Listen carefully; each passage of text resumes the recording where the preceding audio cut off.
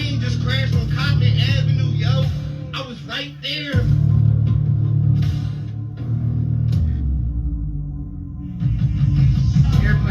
Airplane crash. A house on fire.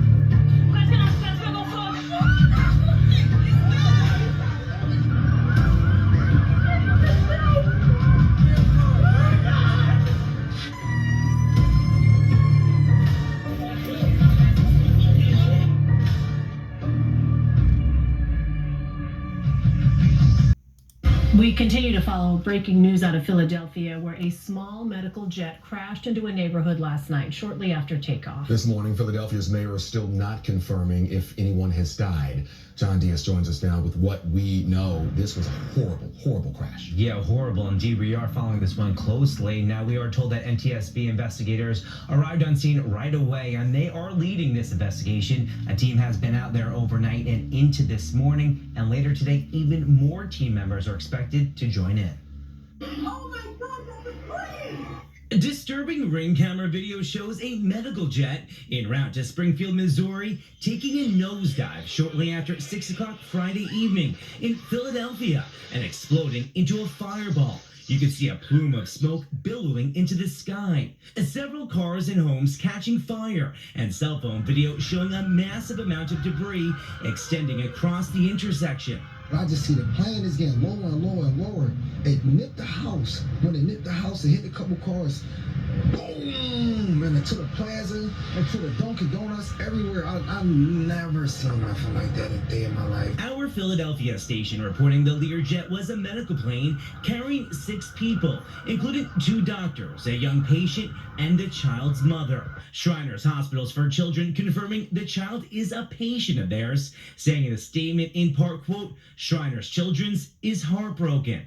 The Mexican Foreign Ministry is saying all 6 passengers on the plane are Mexican. Officials say the plane crashed several minutes after taking off from Northeast Philadelphia Airport. The mayor of Philadelphia warning residents to stay home. If you see debris, call 911. Don't touch anything. This is still an active scene under investigation. We do want to note that several dwellings and vehicles were impacted. So what are we asking you to do for us right now, Philadelphia? We're urging you to please stay away from the scene. Now, we also know that several people on the ground were also injured. That's according to local police. And the weather at the time of this plane crash, well, it was overcast skies. Alan, Elaine. All right, John, thank you for the very latest on the Philadelphia plane crash. What's up, YouTube? This is James coming back at you with another informative video. I hope you guys are doing well out there on this beautiful Tuesday. I'm doing pretty good myself. Well, now, I'm telling you, if it ain't one thing, it's another. You know, if you guys remember, back in 2023, we had the Palestinian Ohio train derailment, okay? And then just last year, we had to deal with these boat ferries crashing, you know, in the river. Now it's the planes. You see, what is going on? I mean, just a couple days before this particular situation right here happened in Philadelphia with this plane crash, we had the DC plane crash that actually killed 67 people. You see what I'm saying? And it's like days apart, just like that. And now we're dealing with this Philadelphia crash that has claimed the lives of 7 people and 19 people injured as they're counting, you know, and it could be more people, you know, in the future. I'm not really sure, but a lot of these people were hurt, you know, on the ground, wasn't even in the plane. Now, of course, the ones that was in the plane, they lost their life. That was a horrific, devastating plane crash right there. We seen it. Very, very frightening. You see. And it makes you wonder, just because, like I said, with the situation that took place in 2023 with the train derailments, it just wasn't one derailment that was happening. Then you had more train derailments happen after Palestine, you know, Ohio one. that poison the water, poison the air, people, having lung and heart problems, after breathing that air. And also it killed fish. You see what I'm saying? I mean, it just seemed like it's something up with this situation. And like I said, with the boat, the ferry, crashing into the those posts that's in the water. One major one happened, then it was another one that took place. And now we have the planes again. It is something going on with this, I'm not one to start so-called conspiracy theories, but hey, when you see certain situations that take place, it's time to start connecting dots. As far as the boat go, well then, those boats, they carry a lot of imports. You see what I'm saying? A lot of imports that has things to do with food, and what have you. You see what I'm saying? But what is going on with the planes? How does the planes figure in? This is what I'd like to know. I guess as time go on, and if there's more plane crashes, we'll know. Okay. But what I want us to do is check out, the devastating effects of this plane crash that took place in Philadelphia. It had on the people that were on the ground. You see. So without further ado, let's check this video out right here, and then we'll get back to the commentary. Mayor Sherelle Parker and city leaders provided another update today. She says this remains an ongoing and fluid situation. We do know the number of victims has increased, and today we are hearing from a woman whose family member was here on Cottman Avenue Friday night when that plane crashed and changed her life. I'm just praying that I get to talk to her again and to tell her that she's loved and that we are all here for her to help her get through this. Chantel Fletcher says her 33-year-old cousin Dominique is one of the victims who were severely injured in Friday night's plane crash on Cottman Avenue. She is in a medically induced coma. 70% of her body is burnt. She's responding well to medication.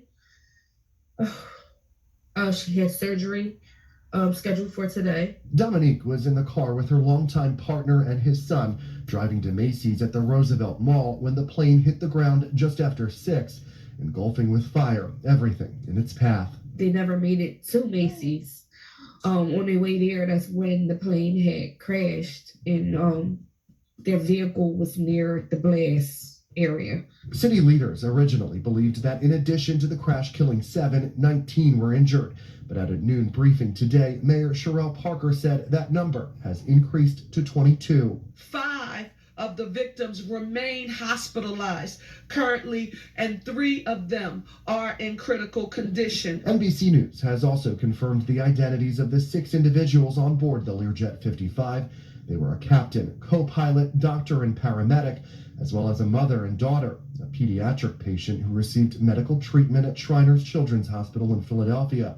All were Mexican citizens and were flying to Missouri. Our city stands with them and every victim of this tragedy. Chantel says while she hasn't spoken to her cousin since before Friday night's crash, doctors tell her family she's fighting and responding to medication, and her loved ones are going to be with her every step of the way. Nobody can make sense of this because this is a tragedy, but something that you never think would ever happen.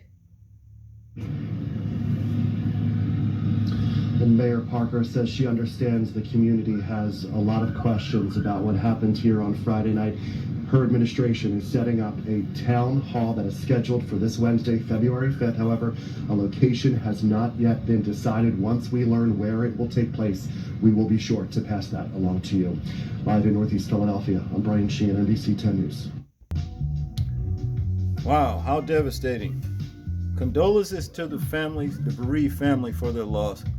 These are sad situations right here, but it gives clarity to us that are spiritual to never take the days for granted, because we never know, the day or the hour of our departure. You know, the Most High's word speaks briefly about that. You know what I mean?